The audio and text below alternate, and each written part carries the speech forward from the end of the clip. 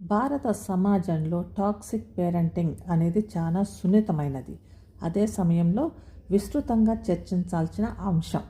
మన సంస్కృతిలో తల్లిదండ్రులను దైవంతో సమానంగా భావిస్తాం కాబట్టి వారి ప్రవర్తనలో తప్పులు ఉండవచ్చుననే విషయాన్ని ఒప్పుకోవడానికి చాలామంది ఇష్టపడరు. కానీ క్రమశిక్షణ పేరుతో పిల్లలపై చూపే నియంత్రణ మరియు మానసిక వేధింపులు పిల్లల భవిష్యత్తును నాశనం చేస్తూ ఉంటాయి. టాక్సిక్ పేరెంటింగ్ అంటే ఎవరు, వాళ్ళ సైన్స్ ఏంటంటే వాళ్ళు ఎట్లా ఉంటారు అంటే, వీళ్ళు ఏం చేస్తారంటే వాళ్ళు తమ పిల్లల శారీరక మానసిక ఎదుగుదలకు తోడ్పడరు. వాళ్ళు అట్లా తోడ్పడకుండా నిరంతరము వాళ్ళని ఏం చేస్తారంటే వాళ్ళ ప్రవర్తనని ఊరికే కించపరుస్తూనే ఉంటారు. దీంతో వాళ్ళ పిల్లలు మానసిక ఒత్తిడికి గురవుతుంటారు.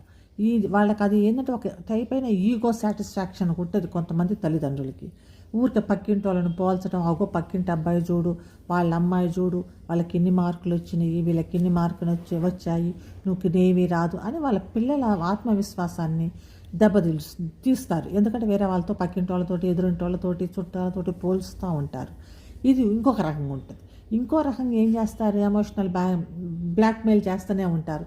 నీకోసమే మా జీవితాలు త్యాగం చేశాము, నువ్వు మాట వినకపోతే మేము చచ్చిపోతాం అని గిల్టీ ఫీలింగ్ అనే భావన కలిగిస్తారు పిల్లల్లో. అంటే వాళ్ళు తప్పు చేశామన్న భావన అనేది ఒకటి చేస్తారు, ఫీలింగ్ అనేది తీసుకొస్తారు. ఇంకోటి ఏంటంటే మితిమీరిపోయిన నియంత్రణ, అంటే వాళ్ళని చాలా కంట్రోల్ అనమాట. దాన్ని ఏమంటారంటే హైపర్ కంట్రోల్. పిల్లల చదువు, కెరియరు, స్నేహితులు, బట్టలు, చివరికి పెళ్ళి కూడా వాళ్ళ ఇష్టంతో సంబంధం లేకుండా తల్లిదండ్రులే శాసిస్తారు. ఇంకా వ్యక్తిగత స్వేచ్ఛ అంటే ఇంకా వీళ్ళకి ఎట్లా ఉంటుంది, ప్రైవసీ అనేది కూడా ఉండదు. పిల్లల గదుల్లోకి పోయి వీళ్ళని ఏం చేస్తున్నారు అని ఊరికే చూడటం, వాళ్ళ ఫోన్లు చెక్ చేయటం, వారి నిర్ణయాల్ని గౌరవించకుండా ఉండటం, కొట్టడం, తిట్టడం, అందరి ముందు అవమానించడం లాంటి క్రమశిక్షణలో ఇంకా భాగమే అనమాట ఇవన్నీ. ఇప్పుడు పాశ్చాత్య దేశాలైన అమెరికా, యూరప్లో ఇండివిజువలిజం అంటే వ్యక్తిగత స్వేచ్ఛ ఎక్కువ.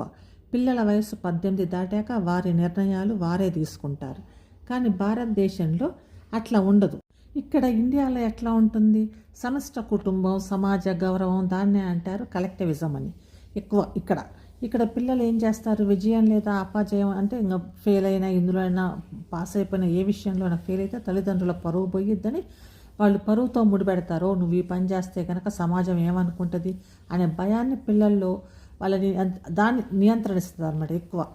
మేము అట్లా చేయకూడదు, మా అమ్మోళ్ళకి ఇది ఇష్టం లేదు, నేను ఇది చేయకూడదు, అది చేయకూడదు అనేది, ఆ ఫ్రీడమ్ అనేది కూడా కొంత వాళ్ళకి చేస్తే లాభం వస్తుంది అనే దాన్ని కూడా తీసేస్తారు. మేము ఇట్లా చేసాం కాబట్టి నువ్వు ఇట్లనే ఉండాలి, మేము చిన్నగా ఉన్నప్పుడు మా తల్లిదండ్రులు ఇందులో బొమ్మంటే మేము ఇట్లనే పోయాం అన్న దాంతో వాళ్ళు మీరు కూడా అదేగా ఉండాలా, మీరు అదే చేయాలి అన్న దాంతో ఉంటారు.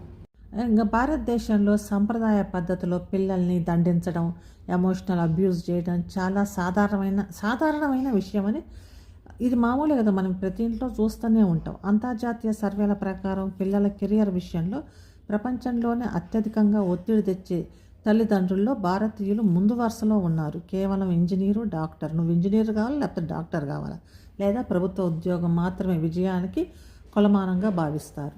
ఇంకా వీళ్ళకి వాళ్ళ హ్యాపీనెస్ అనేది ఏది లేదు. పిల్లలు వాళ్ళకి ఇష్టమైన స్టడీ అంటే మేము డ్రాయింగ్ టీచర్ అవుతాం, ఇంకా వేరే టీచర్ అంటే లేదు, అందులో డబ్బులు సరిగ్గా రావు, నువ్వు ఇందులోనే చదవాలి అనేది వాళ్ళ ఇంట్రెస్ట్ కూడా లేకపోయినా కూడా ఆ మానసిక ఒత్తిడి అనేది పిల్లల్లో పెరిగిద్ది. వాళ్ళు ఇంజనీర్ చదవలేరు, వాళ్ళు డాక్టర్ కాలేరు, వాళ్ళు మెంటల్గా ఒత్తిడికి గురవుతుంటారు.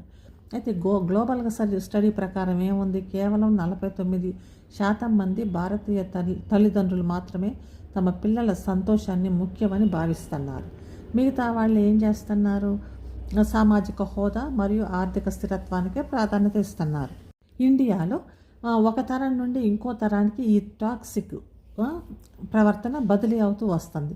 మన తల్లిదండ్రులు వారి చిన్నతనంలో అనుభవించిన పేదరికం, కష్టాలు, వారి తల్లిదండ్రుల కఠినత్వం మనపై చూపిస్తూ ఉంటారు అనేది అంటే జనరేషనల్ ట్రామా అంటారు. అయితే ఇది తప్పు అని గుర్తించే అవగాహన భారతదేశం తల్లిదండ్రులకి ఇప్పటికీ కూడా చాలా తక్కువగా ఉందన్నమాట. కంట్రోల్లో ఉంటారన్న పిల్లలు మొత్తం వాళ్ళది ఏవి ఉండకూడదు, వాళ్ళ ఆలోచనలు, వాళ్ళకి ఇష్టమైన ఇష్టాలు ఏది ఉండకూడదు. బికాజ్ ఐఎమ్ ద బాస్, నేను వాళ్ళని చదివిస్తున్నా, నా డబ్బులు వాళ్ళు వాడుకుంటున్నారు అట్లా కూడా కొంతమంది తల్లిదండ్రులు ఉన్నారు. కొంతమంది అట్లాంటి వాతావరణంలో పెరిగిన పిల్లలు పెద్దయ్యాక తీవ్రమైన మానసిక సమస్యలు ఎదుర్కొంటున్నారు. అంటే లైక్ అంటే వాళ్ళు ఏమనుకుంటారంటే వాళ్ళకి లో ఎస్టిమేషన్ అనమాట. మేము చెయ్యలేము, నాలో ఏదో లోపం ఉంది, నేను దేనికి పనికిరాను అనే భావన వాళ్ళ మనసులో నాటుకుపోయిద్ది. ఆందోళన అంటే యాంగ్జైటీ, డిప్రెషన్లో ఉంటారు. నిరంతరం భయం, ఒంటరితనం, భవిష్యత్తుపై ఆందోళన ఉంటుంది. నిర్ణయాలు తీసుకోలేరు. చిన్నప్పటి నుండి ప్రతిదీ తల్లిదండ్రులే నిర్ణయించడం వల్ల వాళ్ళ స్వతంత్ర నిర్ణయాలు తీసుకునే సామర్థ్యత కోల్పోతారు వాళ్ళంతా. కాబట్టి భారతదేశంలో మార్పు మొదలవుతుంది ఇప్పుడిప్పుడే. ప్రస్తుత తరం, యువతరం అంటే ఇప్పుడు ఉంది కదా, మానసిక ఆరోగ్యం పట్ల, అదే టాక్సిక్ పేరెంట్స్ పట్ల అవగాహన పెంచుకుంటున్నారు. తల్లిదండ్రులు దేవుళ్ళు కాదు, వాళ్ళు మనుషులే, వారి ప్రవర్తనలోనూ తప్పులు ఉండవచ్చు అని గుర్తించడం ఈ మార్పుకు మొదటడుగు. అయితే ఇక్కడ ఇంకో విషయం ఏంటంటే, టాక్సిక్ పేరెంట్స్ వేరు, స్ట్రిక్ట్ పేరెంట్స్ వేరు. స్ట్రిక్ట్ పేరెంట్స్ అంటే కఠినంగా ఉండే తల్లిదండ్రులు, మరియు టాక్సిక్ పేరెంట్స్ అంటే మానసికంగా ఒత్తిడికి గురి చేసే తల్లిదండ్రులు. వాళ్ళిద్దరి మధ్య కొంచెం తేడా ఉంటుంది. పైకి రెండు ఒకటేలా కనిపిస్తాయి, కానీ ఉద్దేశం మాత్రం వేరువేరుగానే ఉంటుంది. స్ట్రిక్ట్ పేరెంట్స్ ఎట్లుంటారు, వీరి ఉద్దేశం ఏంటి, ప్రేమ రక్షణ. పిల్లలకి ప్రేమ రక్షణ కావాలి, కానీ పిల్లలు క్రమశిక్షణలో పెరగాలి, జీవితంలో మంచి స్థాయికి చేరుకోవాలి అని నియామకాలు పెడతారు. వీరి దృష్టి అంతా పిల్లల భవిష్యత్తు పైనే ఉంటుంది, వీళ్ళ దృష్టి. టాక్సిక్ పేరెంట్స్ గురించి మాట్లాడుకుంటే ఇప్పుడు వీరి ఉద్దేశం ఏంది, అధికారం మరియు అహం అంటే ఈగో. పిల్లలకు కంటే అంటే పిల్లల ముందు మా పరువు పోకూడదు, మా మాట నెగ్గాల, సమాజం ఏమనుకుంటుంది అనేది వీరికి ముఖ్యం. వాళ్ళ మానసిక అసంతృప్తిని పిల్లలపై చూపిస్తూ ఉంటుంటారు. మళ్ళీ ఈ స్ట్రిక్ట్ పేరెంట్స్ ఏం చేస్తారు, వీరు నియామకాలు వీళ్ళకి కఠినంగా అమలు చేస్తారు, కానీ కొద్దిగా ఇదిగుంటారు, కొద్దిగా లీనియంట్గానే ఉంటారు. టాక్సిక్ పేరెంట్స్ లాగా లేదు, వీరు నియామకాలంటే వాళ్ళ మూడు బట్టి వాళ్ళు ఇచ్చేస్తుంటారు. ప్రశ్నలు అడిగితే ఎందుకు నేను చేయాలి అంటే, లేదు నువ్వు నా మాట వినాలా, నాకే ఎదురు చెప్తావా నువ్వు అట్లా మాట్లాడతారు. కాబట్టి టాక్సిక్ పేరెంట్స్కు వీళ్ళకి డిఫరెంట్ ఉంటుంది. ఏది స్ట్రిక్ట్ పేరెంట్స్ ఏం చేస్తారు, కొన్నిసార్లు అంటే చాలా వరకు పిల్లల్ని స్ట్రిక్ట్గానే ఉంటారు, కానీ లాస్ట్కి మీకు ఏం కావాలా అనేది అడుగుతారు. కొంచెం స్ట్రిక్ట్గా ఉన్నా కూడా సరే అని. ఒక్కోసారి ఏంటంటే వాళ్ళ స్ట్రిక్ట్ పేరెంట్స్ పిల్లల ఉద్దేశానికి దే విల్ గివ్, వాళ్ళ ఆలోచనలకి వాళ్ళు ఇంపార్టెన్స్ ఇస్తారు. కానీ వీళ్ళు ఏం చేస్తారు, టాక్సిక్ పేరెంట్స్ ఎట్లా అంటే, వాళ్ళు మాట్లాడుతుంటే ఆ మాటల్ని దెబ్బతీసేలా మాట్లాడతారు, నిందలేస్తారు, అందరి ముందు అవమానిస్తారు. మా వాడు అసలు ఏమీ రాదు, ఏమీ చదవదు, వీడు దేనికి పనికిరాడు, వీడికి మార్కులు తక్కువ వస్తాయి, నువ్వు ఆ బతుకు ఒక శాపం అంటూ తీవ్రమైన మాటలతోటి గాయపరుస్తారు పిల్లల్ని మేము గాయపరుస్తున్నాం అనేది కూడా వాళ్ళకి అనుకోరు. ఇంకా పిల్లలు వారి సొంత ఆస్తిగా భావిస్తారనమాట టాక్సిక్ పేరెంట్స్. ఆ పిల్లలు విడిగా ఆలోచనలు, ఇష్టాలు ఉంటాయి అనేది ఒప్పుకోరు. తల్లిదండ్రులు అనుకున్న కెరియర్ లేదా జీవితాన్ని మాత్రమే వాళ్ళు ఎట్లా చేస్తే అట్లనే చేయాలి. వాళ్ళు ఏది నీకు కరెక్ట్ అంటే అదే చేయాలి, లేదంటే దాన్ని ద్రోహంగా అంటారు. అది ద్రోహం అన్నట్టుగా చేస్తారు. వాళ్ళు ఏదో అపరాధం చేశారు నా పిల్లలు అన్నట్టుగా. అదే స్ట్రిక్ట్ పేరెంట్స్ ఏంటంటే, వాళ్ళు ఏంటంటే పిల్లల వ్యక్తిగత ఆలోచనలని వీళ్ళు గౌరవిస్తుంటారు స్ట్రిక్ట్ పేరెంట్స్. కాబట్టి ఇప్పుడు ఏంది, పిల్లోల్ని బాధ్యతగా మంచిగా పౌరుల్లాగా మార్చాలా అనుకుంటారు.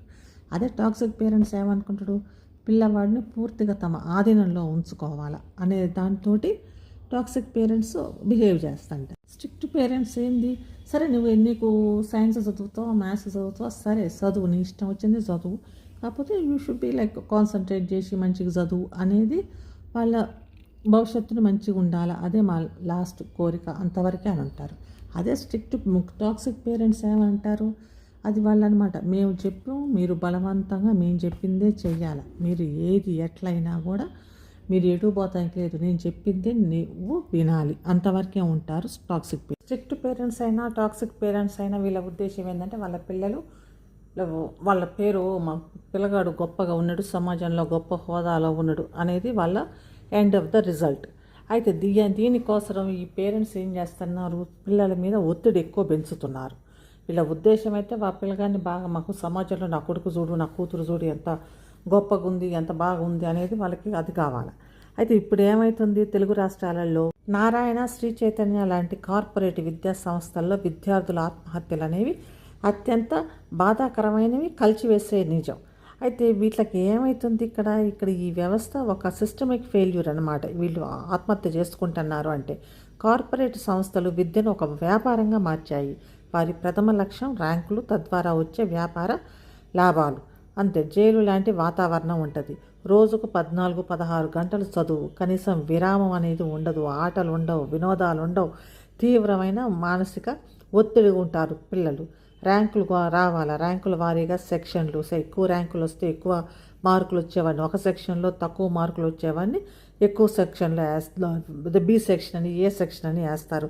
అధ్యాపకులు ఉంటారు కదా, వాళ్ళు మానసికంగా వేధించడం ప్రధాన కారణం. అంటే వర్బల్ అబ్యూస్ చేస్తారు ఈ టీచర్స్ అనేవాళ్ళు కూడా, చెప్పేవాళ్ళు కూడా.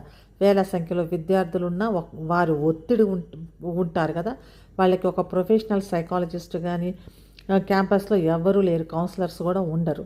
అయితే ఇప్పుడు మన సమాజంలో సక్సెస్ అంటే ఏంది, కేవలం ఐఐటి లేదా ఎంబీబీఎస్ సీటు సాధించడమే అనే తప్పుడు భావన బలంగా నాటుకొని పోయింది. కాబట్టి లక్షల రూపాయలు ఫీజులు కడుతున్నారు, కాబట్టి పిల్లలు తప్పకుండా ర్యాంక్ వచ్చి తీరాలా అని తల్లిదండ్రులు ఆ ఒత్తిడి అంతా పిల్లల మీద మోపుతున్నారు. మానసిక ఒత్తిడి. పిల్లలు ఏం చేస్తున్నారు, ఆ ఒత్తిడి తట్టుకోలేక ఏడుస్తున్నా కూడా కొన్ని రోజులు ఓర్చుకో, భవిష్యత్తు కోసమే కదా అని తల్లిదండ్రులు వాళ్ళ అర్థనాదాన్ని గుర్తించలేకపోతున్నారు. బంధువుల పిల్లలతోటి, పక్కింటి వారితోటి పోల్చడం నిరంతర మానసిక ఒత్తిడిని పెంచుతుందన్నమాట. ఇట్లాంటిది కూడా టాక్సిక్ సిటీ కిందనే వస్తుంది, ఆ పేరెంట్స్ టాక్సిక్ కిందనే వస్తుంది. ప్రభుత్వాలు, విద్యాశాఖలు ఈ కార్పొరేట్ విద్యా సంస్థలని ఆకట్టలేకపోతున్నారు, ఘోరంగా విఫలమైపోయారు. ఇక్కడ ఇంటర్మీడియట్ బోర్డు విధించిన పని గంటలు, సెలవులు ఇవన్నీ ఆ కార్పొరేట్ సంస్థలు అసలు పట్టించుకోవు. అయినా ప్రభుత్వం కఠిన చర్యలు తీసుకోవు. ఈ విద్యా సంస్థల వెనుక బలమైన రాజకీయాలు, ఆర్థిక శక్తులు ఉండటం వల్ల ఆత్మహత్యలు జరిగినప్పుడు కమిటీలు వేసి చేతులు దులుపుకుంటున్నారు తప్ప లాంగ్ టర్మ్ పరిష్కారాలు అనేవి చేయట్లేదు. మన దేశంలో విద్యా సంస్థ కేవలం బట్టి పట్టడం మరియు పరీక్షలలో ఉంచే మార్కుల చుట్టూ మాత్రమే తిరిగిద్ది. విజ్ఞానాన్ని నేర్చుకోవడం కంటే క్వశ్చన్ పేపర్లను ఎలా సాల్వ్ చేయాలా కోచింగ్ సెంటర్లు ఒక ఫ్యాక్టరీ లాగా తయారైంది. జీవితంలో ఒక ఫెయిల్ అయితే అంతే, ఇంకా అయిపోయింది, ఇంకా లైఫ్ ఏమీ లేదు అన్న ఎమోషనల్గా విద్యార్థుల్ని మార్చేస్తున్నారు. అయితే ఈ ఆత్మహత్యలకి మేనేజ్మెంట్ ఎంత కారణం, సమాజము మరియు తల్లిదండ్రుల ఆలోచన విధానం కూడా అంతే కారణం. కేవలం ఒక ర్యాంకు కార్డు కోసం 16 ఏళ్ల పిల్లల ప్రాణాలు పడంగా పెట్టే ఈ మారణ హోమానికి అడ్డుకట్ట పడాలంటే తల్లిదండ్రులు తమ పిల్లల సంతోషాన్ని మార్కుల కంటే మిన్నంగా చూడాలి. ప్రభుత్వాలు కఠినంగా చట్టాలు అమలు చేయాలి మరియు విద్యార్థులకు మార్కులు తక్కువ వచ్చినా బ్రతకడానికి 100 దారులు ఉన్నాయి అనే ధైర్యం సమాజం అనేది కల్పించాలి. అప్పుడే ఈ ఆత్మహత్యలు, పిల్లల ఆత్మహత్యలు కానీ ఆ ఒత్తిడి కానీ తగ్గిద్ది. ఇప్పుడు తల్లిదండ్రుల్లో కొంచెం మార్పు వస్తుంది. ఈ మార్పు ఇంకా రావాలని ఆశిద్దాము. ఇది ఈరోజుటి వీడియో.